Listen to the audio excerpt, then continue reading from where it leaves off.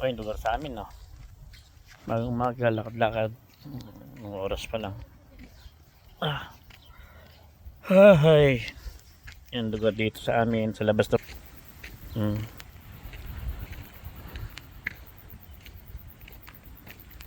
Ngayon bahay dito. Wala kami pasok. Hirap pag wala kang pasok dito sa New Zealand. Una, bayaran sa mga gastusin dito. Hirap. Wala kang pambayad.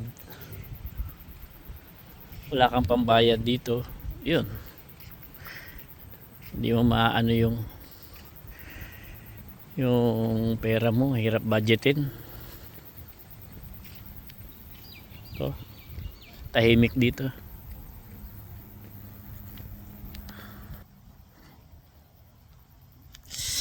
Ay. Kaya mahirap ang wala kang budget dito sa New Zealand. Hirap pag walang budget sa New Zealand. So,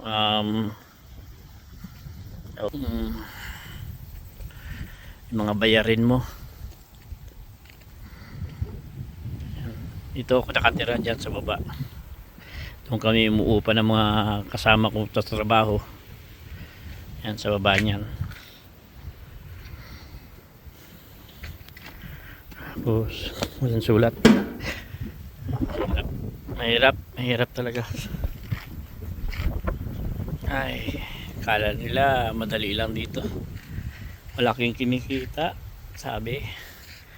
Pero ang ginagastos naman namin, pera din nila. Di matitira pa rin sa amin, konti pa rin.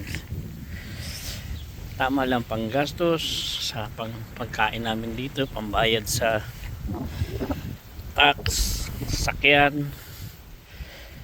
Yun, maraming bayaran. Kaya ito, hirap talaga. Sige po, mag-aayos lang po ako ng aking gamit. Lilinisan para pag may pasok, okay na yung gamit ko. Sige po, salamat po sa panonood. Thank you po.